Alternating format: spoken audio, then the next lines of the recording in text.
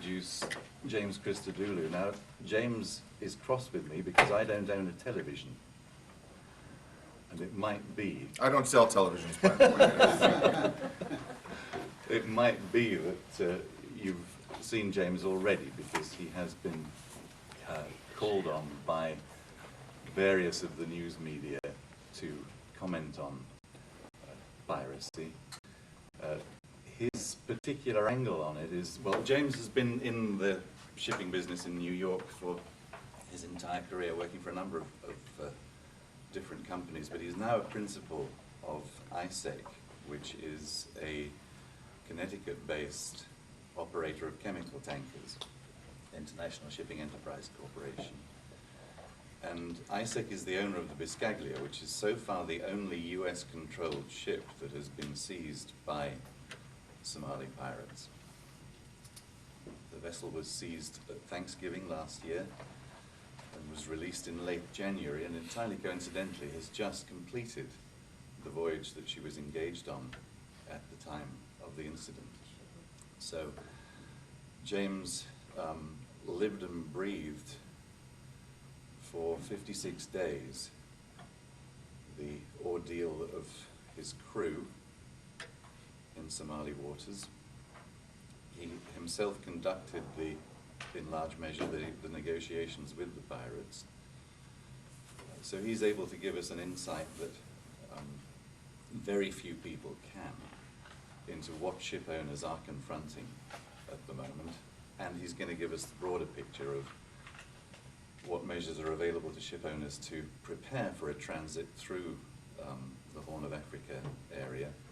And I think these days, I mean, piracy has been going on in various forms as long as there's been shipping, and there has been pirate activity in other waters in Indonesia, Straits of Malacca, off Nigeria.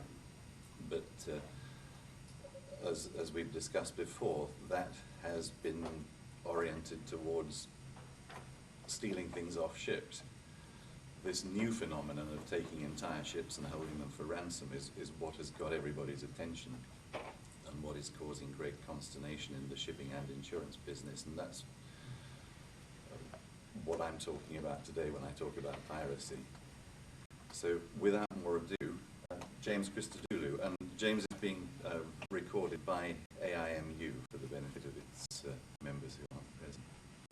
Great. So it's nice to be here today. Thanks for coming. And I'm talking about an issue that is very important to me in my industry, and I think it's growing in importance to you and your industries as well. And I'm part of a small but unfortunately growing fraternity, as Jonathan put it, of ship owners who had their ships hijacked. And some of the lessons that we've learned, some of the observations that we've made in going through what for us was a rather long ordeal, unlike the Maersk, which was kind of begun and ended within a week. For us, the voyage that was ultimately hijacked started in mid-November, but preparations for that voyage, taking into consideration the potential for hijacking, started in very late September, as we knew that that's where our ship was going to transit. And so the voyage actually starts long in advance of load, and there's a lot of pre-voyage planning, which the smart owner should look at alternate routes in terms of time and money. Can cargoes make the longer voyage around Africa or other routes, and does it make sense even then to take that voyage given the threat of hijacking and piracy? As you're going through your pre-voyage planning, you want to look at weather reports and forecasts. There is a correlation between the weather and incidents of hijackings. You want to constantly update the threat assessment as you approach the transit time and the transit area, and you want to develop what we had was a go, no-go date based on where the ship would be at a certain point in time. Given all of the planning and preparation that we did, do we proceed forward, or do we do a 180-degree turn and go around Africa? There are a lot of evasion and defense measures that the ship owner can and should take to various degrees of effectiveness, but still the time of day that you transit, the speed that you transit, Do you join a convoy? Do you apply non-lethal defense on your ship, such as barbed wire and horns and loudspeakers? Do you employ additional security for lookouts? Do you arm the crew? Do you bring on armed security teams? You know, there may be no right answer. There may be legal and insurance issues. There are also practical issues, which I'm more than happy to discuss with all you guys and give you my thoughts. The crew are absolutely critical in being able to handle that crisis as you prepare for it and also as you deal with it on a hijacking. So you want to brief the crew, you want to keep them apprised of what's going on, update the threat assessment. We can see now that the Maersk is getting, some of the Maersk crew are beginning to sue Maersk for not taking appropriate precautions. Well, let me tell you that my crew is updated every day with a general email on the threat assessment and our thoughts and our prevention measures, and every crew member had the opportunity to opt out of that voyage. 3 did, and we replaced them with 3 new crew members. But we gave everybody the chance to continue with that voyage and proceed forward. And I think that's a very, very important thing. These aren't military ships, as I kept telling my crew and my managers. You know, these guys are, commercial seamen, and we shouldn't put them in harm's way unless they agree to be put in harm's way. You need to coordinate the response also with your crew and what the company and crew's thoughts are. Do you resist, like the Maersk?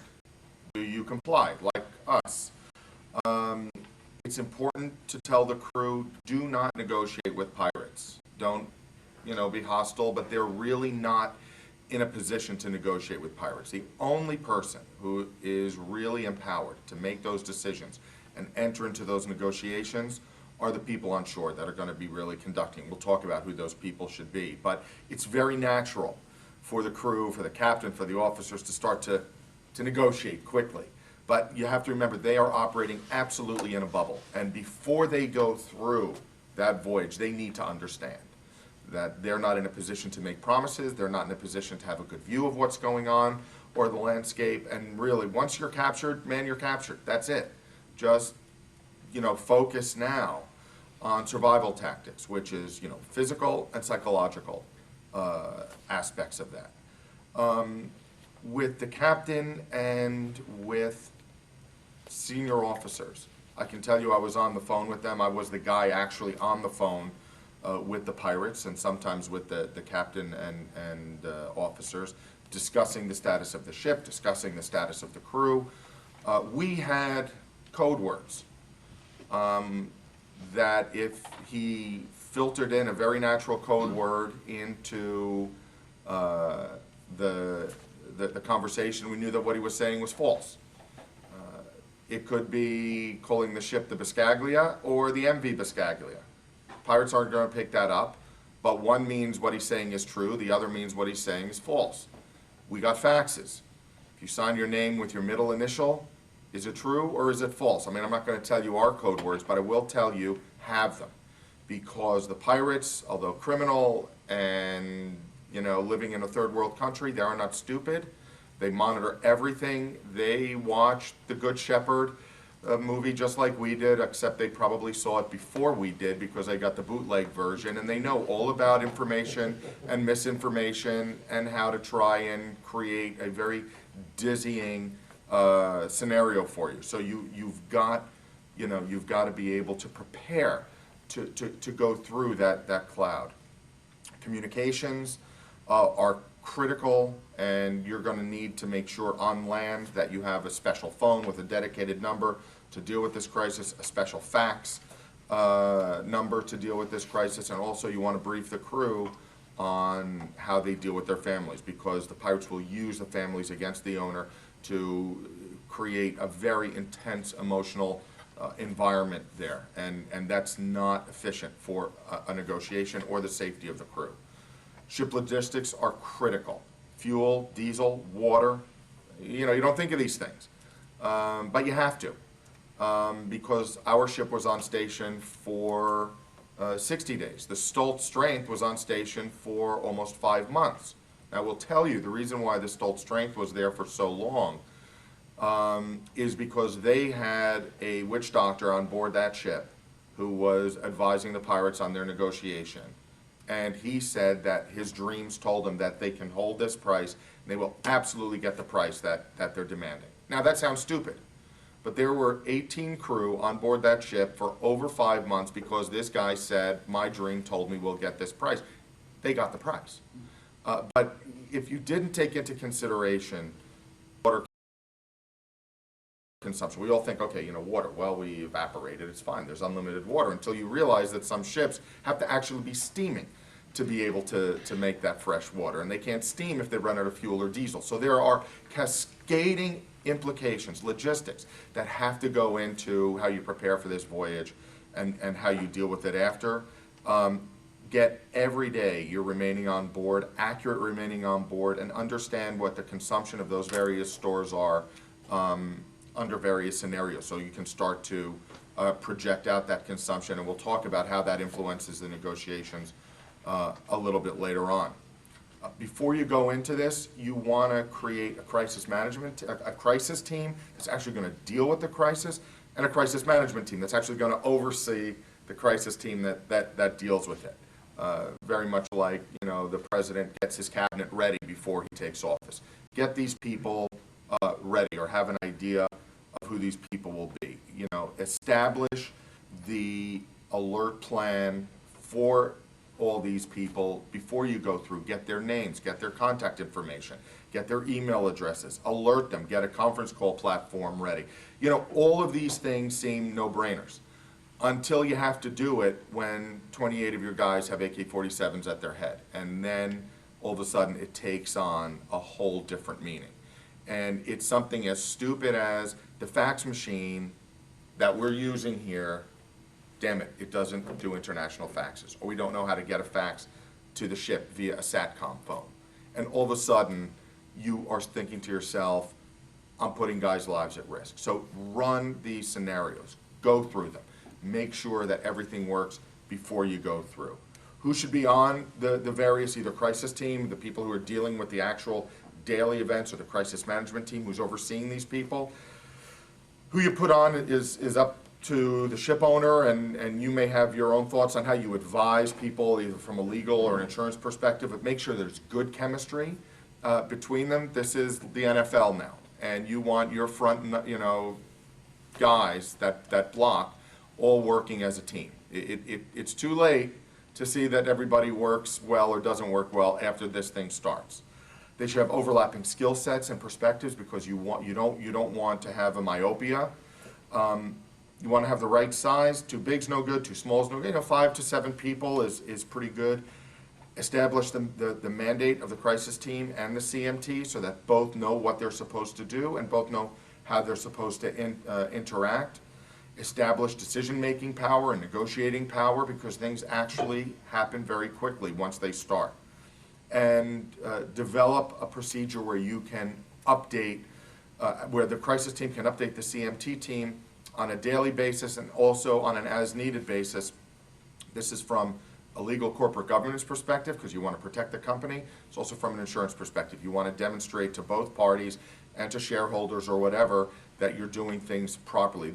You know, these things are especially acute for the public company, absolutely critical. In fact, I can't imagine that this type of disaster planning and response doesn't become part of audit committee requirements for public companies going forward. I mean, if you have to back up your emails every day for disaster recovery, soon you're going to have to be doing this stuff too. It's just good business. The people who join the crisis management team and the CMT have to understand this is 24/7. There are no holidays. You're dealing with life and death consequences. For us, it started Thanksgiving Friday, and our guys knew that when they got that call when the rest of America was off. We worked through Hanukkah, we worked through Christmas, we worked through New Year's Eve, New Year's Day. There were no holidays, and people who take on this responsibility need to be prepared for that. You have to decide, will the company pay or not pay ransom? That's an issue. We dealt with it. We decided to pay the ransom. I know that there's been a lot of talk about, you know, paying the ransom, you know, encourages future hijackings, and that very well may be true, but let me tell you, as a CEO, no CEO, and I don't care who you are, can say, we don't pay ransom, we're holding the line. That's not, in my opinion, for the job of a private company to say that. That may be for the U.S. government to say, you kidnapped our crew, our troops, and we didn't negotiate with criminals, but I can tell you from a practical matter, there is absolutely no CEO of a company that can withstand the pressure, ultimately, of not paying ransom. The other thing is, if you take out, as we all know, and we'll talk about some of the insurance that's available to ship owners, if you take out K&R ransom, if you take out an insurance that says it will pay ransom, you are implicitly agreeing to pay ransom anyway. So don't kid yourself. The minute you take out that insurance that says, we'll make good on a ransom, you've already agreed to pay the ransom. So, understand where you're going before you get there, and then just remain absolutely focused. You really need to get proper insurance. And the components of proper insurance, of course, hull and machinery, loss of earnings. As Jonathan said, we're still, the cargo that started, November 19th, we just discharged yesterday. Great. We lost our shirts on this goddamn thing. And we were insured really with a complete belted suspenders approach. No insurance makes you absolutely whole, but make sure that you are covered absolutely as best as you can. Also, from a liability perspective regarding possible sailor or family suits, if God forbid someone gets hurt, it's even worse. If you don't have the proper insurance and they can prove that you were making decisions based on economic rather than optimal criteria, you may be setting yourself up the way, was it Ford that set themselves up for the Pinto lawsuits? So you need to demonstrate that every decision that you make was not driven by economics, but by optimization. And the only way that you can really do that is to really make sure that you are covered with insurance and that you've got the financial and human resources able to handle this crisis. As Jonathan will tell you, you guys know far better than I, because Jonathan is helping me even understand all the overlaps and moving parts of the various types of insurance coverage, but really understand how they all work. And the owner now is learning, the timing of these payments also. Sometimes it's pay to be paid, and so you still need a certain working capital minimum in order to be able to continue to operate your ship, even though you're going to be repaid. That's kind of the pre-voyage planning stage. The second stage, of course, is a hijack stage, and when the ship is actually hijacked, typically a hijacking goes in 4 phases: the attack and capture, the transit to anchorage, the occupation stage, and then the final stage, which is where you're reaching final ransom agreement, where the pirates split the ransom, and then where they then release your ship. And each phase has different people on board with different skill sets. I mean, this is their business, and they know how to run it pretty well. So just understand that it goes in phases. The first 24 hours, 48 hours are incredibly intense. And, it's during that period of time. This is why you want to have your crisis team already set up, because during the first 24 hours, you want to evaluate the situation. For us, we had an Indian crew that was hijacked 24 hours after the Mumbai bombing. And we didn't know whether this was a typical hijacking or was this another terrorist attack on Indian people. So we had to evaluate the situation. We had to identify the issues. We had to assign roles and responsibilities to the various people. And then we had to develop the communications protocols between the various teams that were dealing with negotiation, insurance, legal, communication, coordinate how we all interact, develop the oversight and control. The important thing is to identify the objective and remain absolutely focused on that objective. Now, that's not to say that you can't change your objective, but always absolutely remain focused on that objective. For us, my objective was not just getting my crew out, but getting my crew out safely, both physically and emotionally. I'm very happy to say that we accomplished our objectives. All of my crew have been redeployed. I still get emails from them and letters every day. There is no sign of post-traumatic stress or depression or sleepless nights. Their families are all intact and normal. They returned home normally. That didn't just happen. We focused on that because our objective was not saving the ship, was not saving the crew, was getting our crew out safely. and as quickly as possible. So remain focused on what your mandate is. Negotiations, I can tell you, because I was the negotiator. We have a small company, and we just didn't have the resources to assign that to somebody else. So on this phone, I was James Christodoulou, CEO and president, and on a special phone, I was Mr. Gus, who actually was just a mid-level employee negotiating with the Pirates.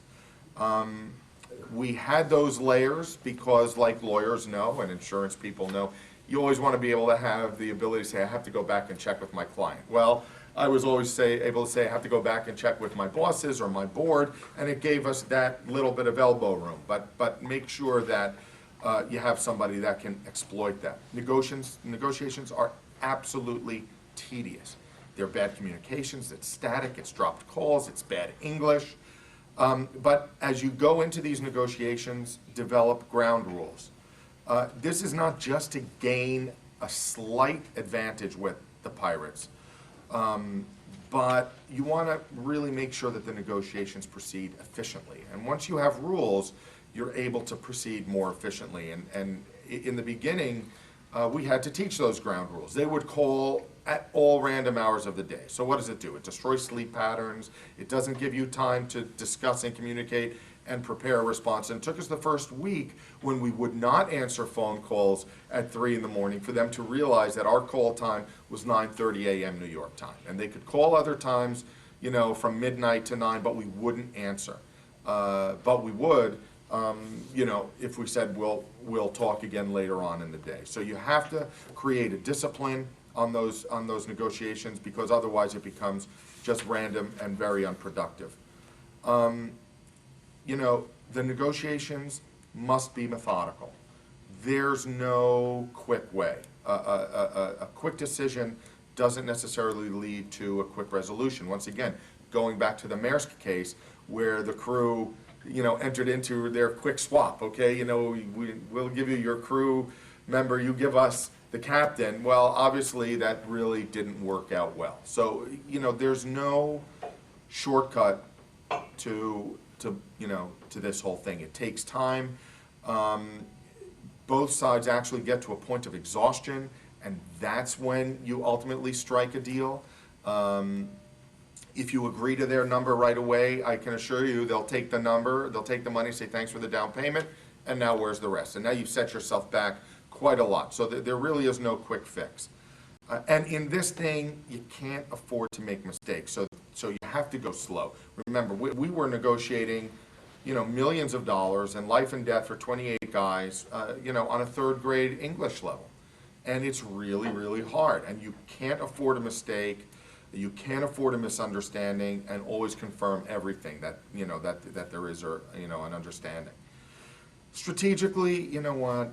It's really no more complicated than buying a used car. I hate to say it. You know, they start high, you start low. You kind of haggle over it without really making each other hate you know, the other one, and you just proceed forward. But I mean, this is a used car negotiation that for us was 55 days, 28 lives in the balance. Forget the domino effect of the families and villages then that we would impact if these people got killed. So, you know, this is what you need to remember. The pace starts out slow. You're establishing ground rules. You're filling each other out. As time progresses and prices start to converge, that's when the pace really picks up. The last 72 hours for us, we had 50 calls. The first 50 days, we had 60 calls. And it just went back and forth and back and forth. And this is why getting, you know, decision-making right, understanding the mandate, understanding levels of authority and stuff like that are absolutely critical. The Pirates are volatile in their demands. They just don't go in one direction. They go down, they go up, they go left, they go, be prepared for it. It's their tactic. They have done that in a lot of other cases, as I can see. So just be prepared for it, but you must be stable, the owner must be calm, the advisors must be calm, and be absolute resolute in what they do. Get outside advice. Of course, lawyers, because there are legal aspects to this. Can you in fact pay the ransom? There are consultants who can help you negotiate it. And, you know, they'll give you, there's no magic to it, but they'll give you perspective. What the current pricing for a hijacking is. How long do they usually take? What's the general tone that the pirates are taking? Once again, it's not magical, but it's critical to get these guys. And lawyers can advise you on corporate governance issues and also on the overall legal process.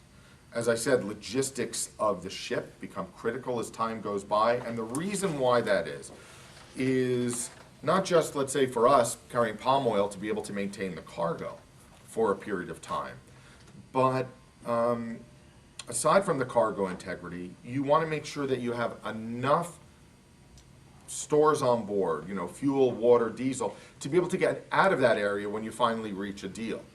And that could have a profound impact on your pricing, because you can either drop the ransom by air for $300,000 and do it in 48 hours and have the ship on its way, or you can deliver the ransom, if you can still get a tug to do it by tug, which will take 2 to 3 weeks, cost you a little over $1 million, and so you have this time cost balance that you need to factor into what you're willing to pay to get the release and when. And if you extend the ability of the ship to exit under its own power with its stock on board, then all of a sudden you have to go to the resupply option, and that creates more cost, more time, and a lot more complexity.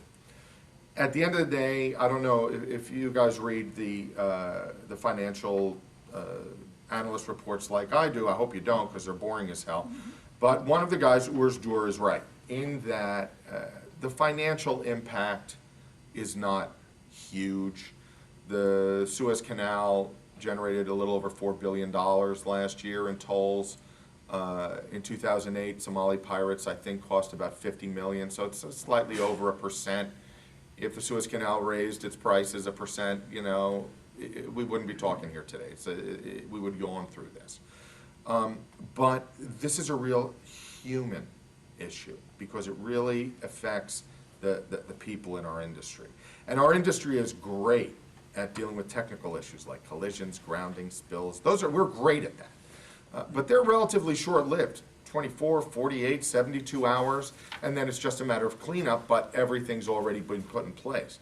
As I said, for a hijacking, it's long cycle, 24/7, could go on, for me, 60 days, Stolt straight, 5 months. And the pressure never lets up. So it's very, very long cycle. And as I said, because it's very human, you're dealing with all the human elements of crew family, media. The Maersk was a bit of a media circus. I don't think it did them any good to have all that external pressure.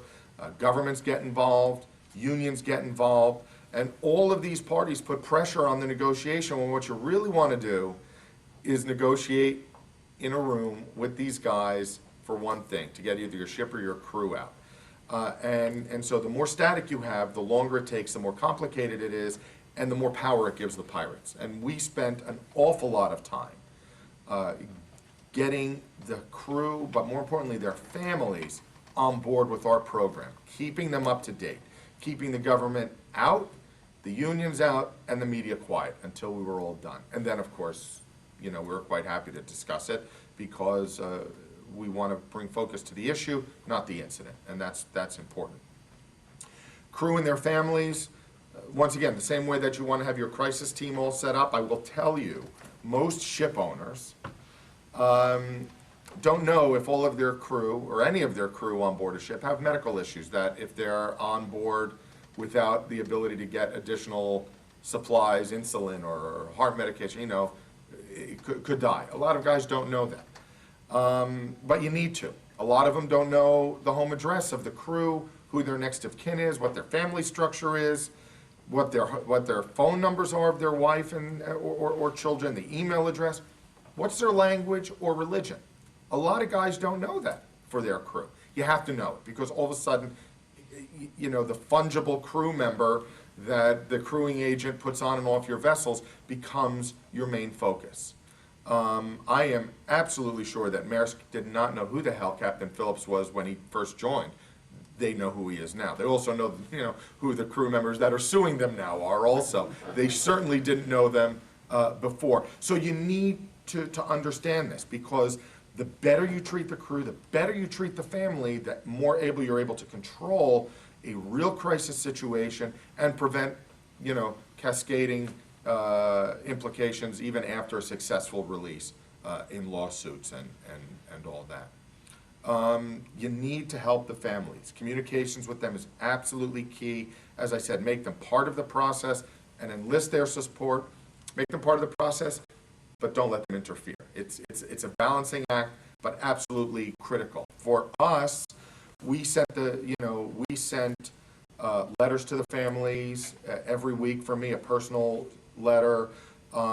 We called every family every day to update them on what was going on at home, because we had 3 different languages on board our ships. We had to get 3 people who actually spoke those languages and didn't speak English to make those outbound calls. We would send emails and SMSs to them in their language, in their time zone. By the way, they were all in India, so our outbound calls were at 2 and 3 in the morning, so that it was convenient for them. Let the families know that resolution to this is the #1 priority, and they'll be okay. I had to fly to India, as Jonathan will tell you, because the grandmother of one of my crew members actually went on a hunger strike. Now, I gotta tell you, when an 80-year-old woman gets on a hunger strike, she doesn't last long, and that would have hit the media and completely undermined the ability for us to negotiate a good settlement. And don't think the Somalis don't see what's going on in the media or monitor the press. They do. There are Somali taxi drivers everywhere in the world, so they're getting that media stuff and they are sending it back. Trust me, I am speaking from real knowledge. So you need to control all these moving parts. In addition to whether you will or will not pay a ransom and what the law is at the time, once again, Secretary Clinton is saying we shouldn't pay ransom.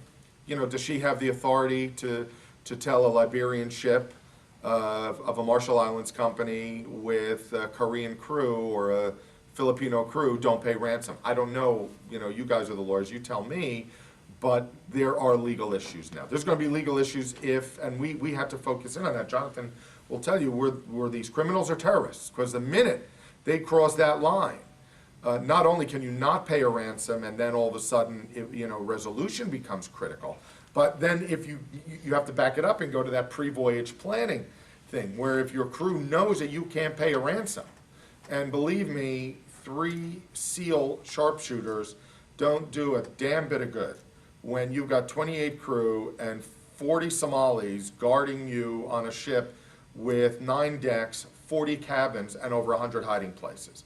That was a very unique situation where 3 snipers could take a 40-yard shot. But when you've got crew spread out all over a ship with sometimes a 2-to-1 ratio of Somalis to crew guarding them, it takes on a completely different tone. So you need to figure that out. The minute you're hijacked, let me tell you, it's all about the money. Get the cash to the area. This is a lot of ATM withdrawals, so you need to get, your $2 million cash in that area quickly.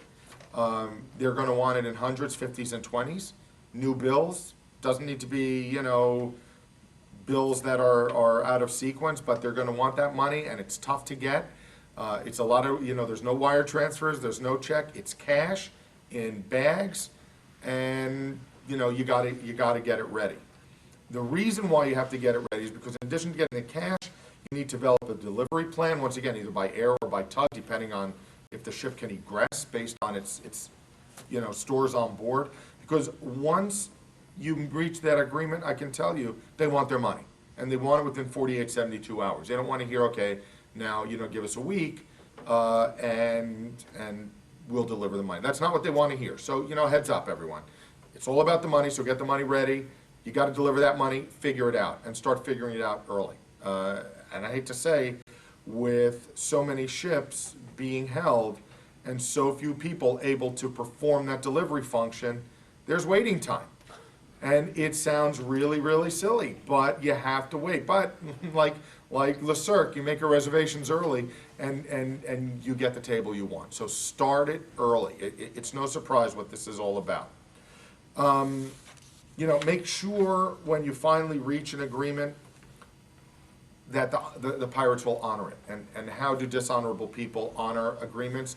There's no there's no real science to that. It's all art, but you'll get a sense. The thing I would say is make sure that before you deliver the money, that the pirates have already agreed how to split the money. There are about 10 different pirate clans that are operating off of Somalia. They actually configure in different ways for different projects. And so that's why the personality of each hijacking is always somewhat different. I've heard rumors that there is actually a pirate handbook that kind of spells out the overall guidelines, but each one is a little bit different. But the reason why I say that is the most dangerous time on board the ship after it's captured is when the money's on board, because that's when, you know, pirate versus pirate violence kind of springs up, and that's when crew members can get killed. So make sure that before you deliver the money, you know, that these guys have already agreed on the split and offer to package it according to the split, so that they don't have to worry about counting it and you don't expose your crew to that unnecessary violence. And also you want to have proof of life questions ready for each crew, phone calls that you can identify, pictures, whatever, but you want to make sure that your crew is alive. Now the quandary is you have 28 crew, you have proof of life for 25. What do? Do you still deliver the ransom or not? I'm not going to tell you where our line was drawn, but there was a line that we did draw. But these are all things that you kind of don't think about until you're faced with it. But let me tell you what I had to think about and learn from what I went through. So you will have to come to those points and make those decisions. Finally, the last phase is post-hijack.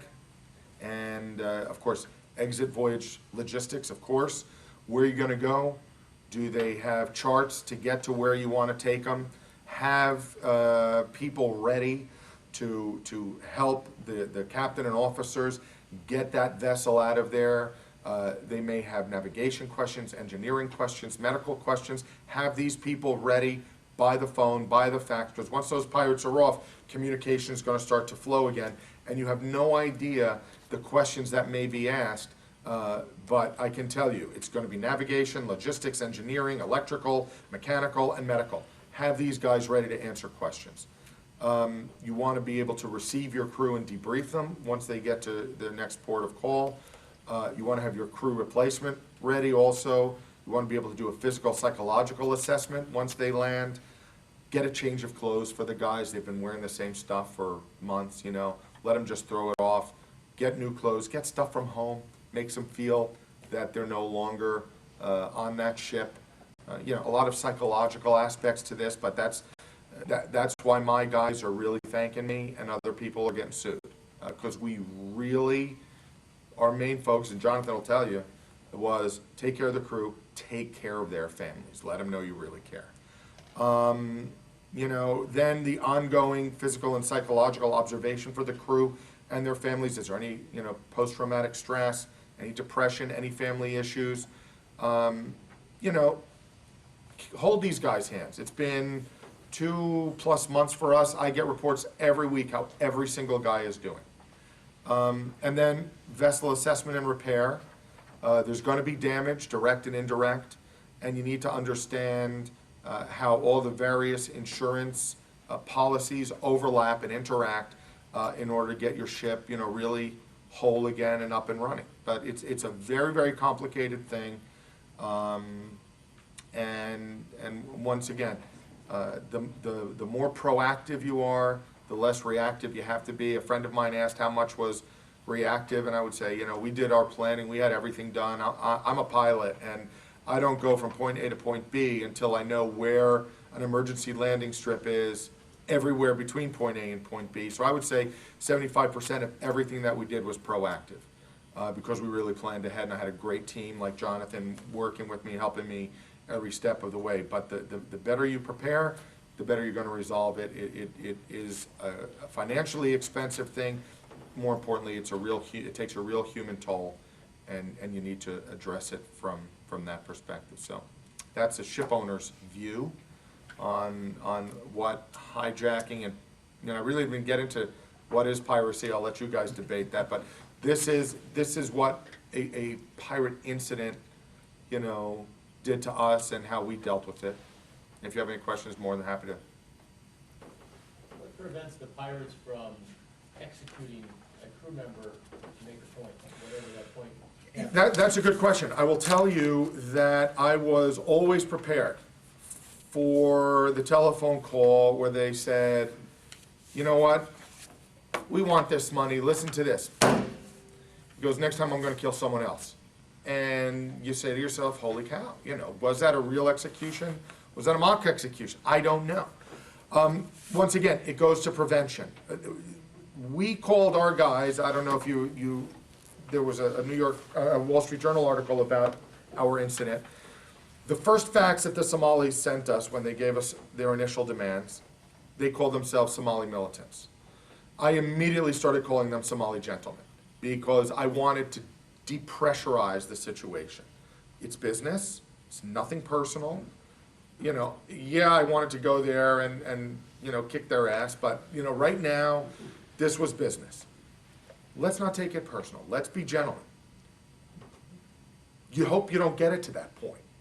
And once again, that's the art of the negotiation. I doubt that they'll go straight to an execution. They may go to a beating first, because once you execute, you've crossed a line that, from what I understand, is in the pirate manual not to cross. You don't execute crew for a bunch of different reasons, because now you're going to escalate everything. Crew, if they know they will be killed, will fight more vigorously to defend. It means that the pirates have to fight more vigorously to attack and capture. So I think there's an escalation issue there that I don't think anybody wants to go. I don't think they want to go nuclear. You don't know, though. The fact is, you don't know. And I didn't know which phone call I would hear in execution, whether mock or real. And this is why you want to, you know, you want to remain engaged. I tried to be polite. And just understand that this is business. I apologise if this sounds a bit cold-hearted, but are you, and this may not be your area, but two questions. One is, can you address the insurance issues before and during the situation? And secondly, what costs did you incur besides the actual ransom? Sure. Well, as I said, we had a very belt and suspenders approach to our voyage, and we had, you know, every type of coverage that you could possibly have for our ship: loss of earnings, hull and machinery, kidnap and ransom, you know, everything that you could get, we got for this voyage. In addition, you know, we had additional security on board our ship. That were equipped with, you know, we barbed wired our ship. We had those long-range acoustic devices manned by our extra security guys. So when I tell you, you know, everything that you could do, we did. We still got, you know, we still got picked off.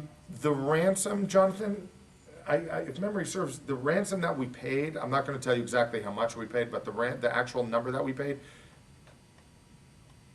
I think is less than all the legal, communications, medical, psychological,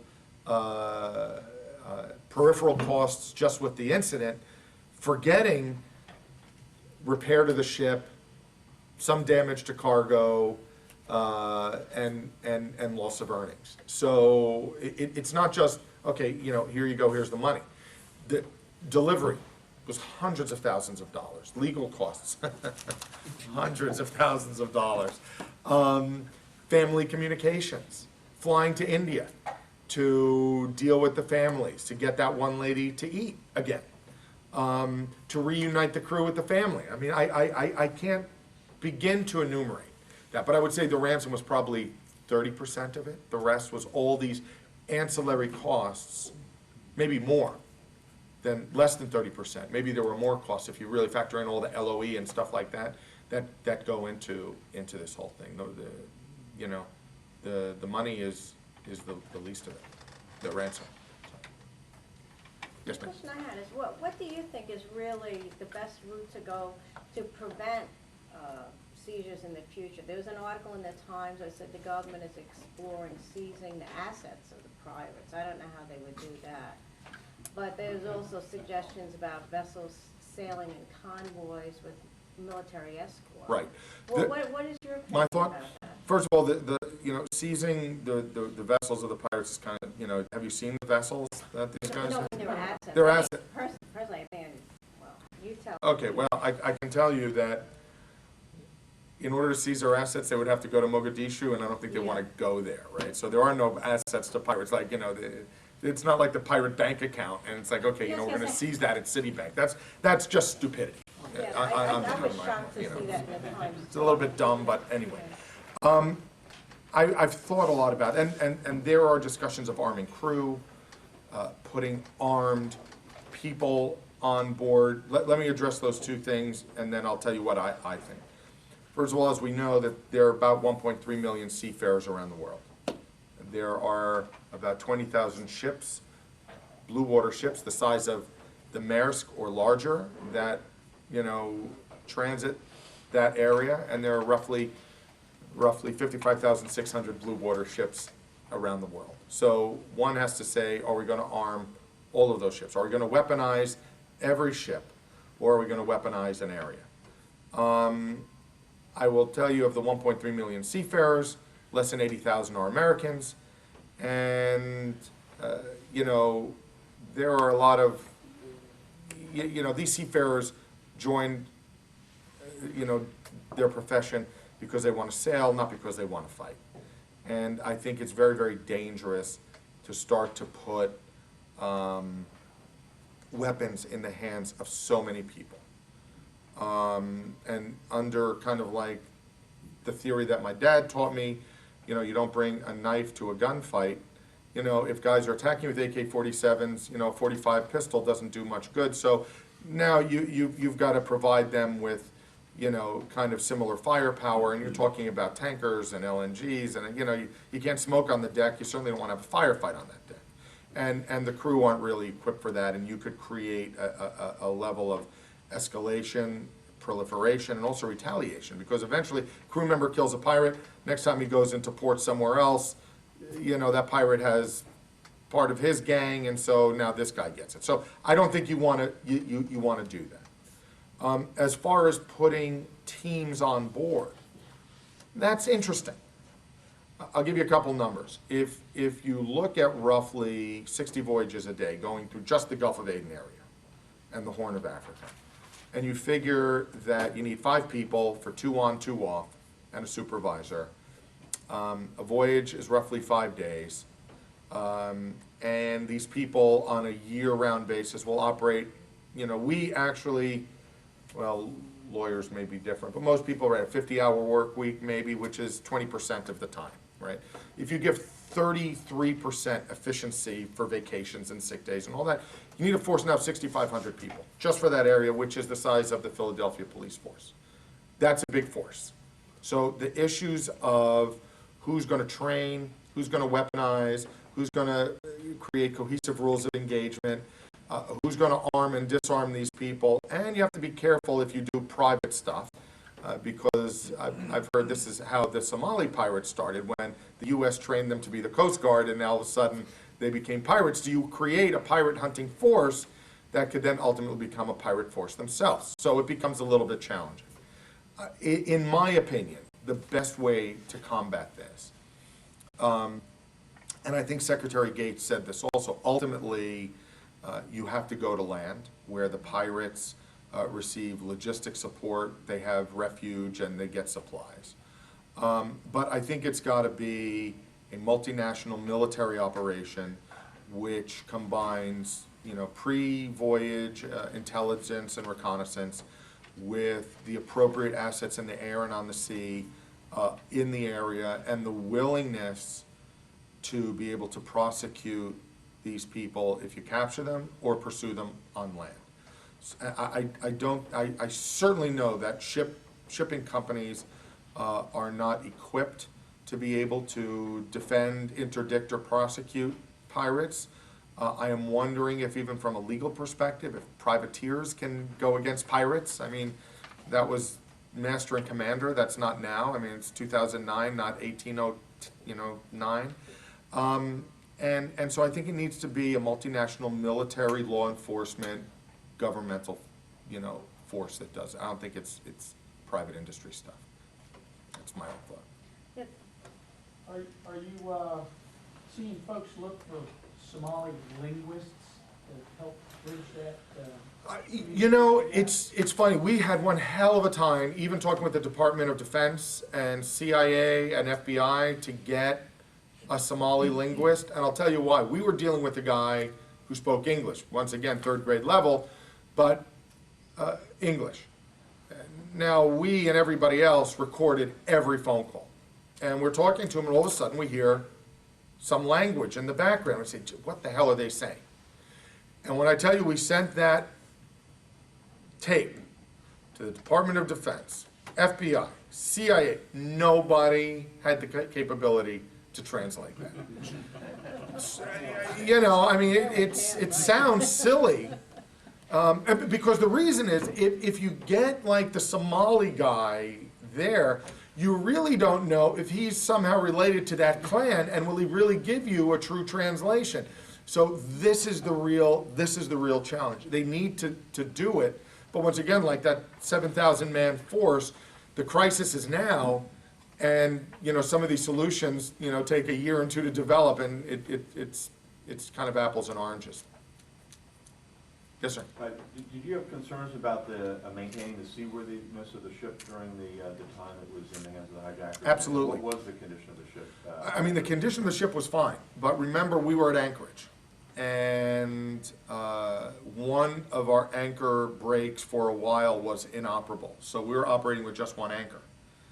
And if a storm comes through and that anchor snaps, and your ship starts to drift, and the Somalis don't let you start your engines to navigate, you could drift ashore and have a spill or a grounding. So the seaworthiness of our vessel was fine, but that doesn't mean that there aren't sea issues that we have to deal with. And my concern is that also at some point in time, if escalation occurs, the Sirius Star had 3 million barrels of crude on it. Now, it takes a lot. You can't sell that crude to someone who's going to buy it. It's too much crude to buy, right? You're not going to sail it in to New York Harbor because the Coast Guard will defend you. Easy. But if my understanding of the Sirius Star configuration is right, I think there were 10 port, 10 starboard tanks, right? So, 5 and 5, so 10 tanks, 20 hulls. That means that 20 sticks of dynamite could breach that ship. It's not going to sink it, but that's an awful lot of oil spilling all over the place. So my fear is that, there is the possibility of environmental damage also, if all of a sudden, this thing escalates to insanity. And this is why, we kind of, I think, have to deal with it properly now. But our ship was fine. Yes, sir. I think I have just one question. You've explained all the problems from pre-voyage to getting the vessel back. Would you send another vessel to the same area today? We did. And I will tell you, 5 of my crew members that were on the first ship are on that one. And they're there because they know the precautions that we took, the way that we responded to this incident, and the way we took care of their families. As I said, all of my crew are working. Many of my crew did not want to get off that ship until they took that cargo to market, but especially the grandson of the woman who went on hunger strike. And I said, look, if you don't go home to your grandmother, she's going to kick my ass because she's eating now. So, but the answer is yeah, and I'm very proud to say, yeah, we did it successfully, and a lot of the crew that were on that first hijack ship were on that second one also. And I think it's a testament to the faith and confidence that they have in us as a company. You mentioned you had K&R Insurance. Did they hire consultants to work with you? Yes, Did those ransom, consultants- kidnapping negotiating consultants. And as I said, there's no magic to what they do. So there's no special words and all that. And they're kind of like normal consultants. They look at your watch and tell you what time it is, right? They don't get on the phone. They don't want the liability. They kind of advise you what to say, but they really don't script it. But what they do have is the ability to give you updates on how much were previous ransom. What's the trend in terms of ransom and time? What is the if at all, an evolution in the tone of you know, other hijackings? Is it getting more or less violent or oppressive? Are they really tying up all the crews like they say they are or not? So they'll give you that type of background that most ship owners won't have. Did they arrange for the delivery of the ransom? I mean, they had helped us, but they didn't do it. We got an outside firm in Kenya to do that. Yes, sir. What assurance do you have after you release the vessel and goes through the process you're talking about, there might not be a second seizure? Well, there's no 100%. Once we were released, we went out to sea. So, you know, we went away from the area. They do say that the minute you're released, that you have safe passage. But you know what?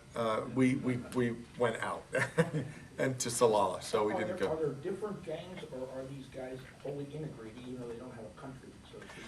As I said, from what I understand, there are about 10 different, this was a couple months ago. Now, God knows how it may have proliferated. But from what we understand, there are 10 different kind of pirate bands who partner in various configurations for different projects.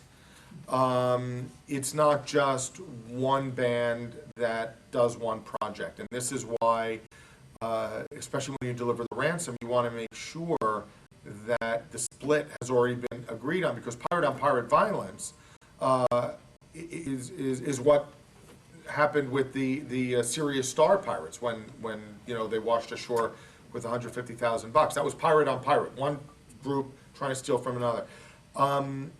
But there are different groups, and there may not be, you know, agreement on how much to settle for.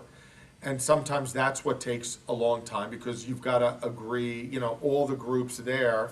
I don't know if they do majority or supermajority or unanimity, but it's not just one guy. You're dealing with multiple parties, and they all need to agree to that. And they configure, once again, the guys who attack the ship are typically younger guys. They're the gunslingers. That's kind of the entry level, I hate to say it, that's the entry level position, because it's most dangerous. Then the guys that actually help in the transit have seafaring experience, navigation, you know, they understand shipping. Then the occupation guys are even different. So it's a business model, you know, it's an assembly line, and they do it. Hey, James? Yeah. Have you been involved in any of the MARAD piracy update briefings? I have. Okay. And you know about, what do you've seen the best management practices to deter piracy that was put out by the consortium, including IUMI, and if you have, what do you think about it? I will say that all of the stuff that they give, forget speed, right? Because if you're doing more than 14 knots, typically you don't get hit. You're too fast.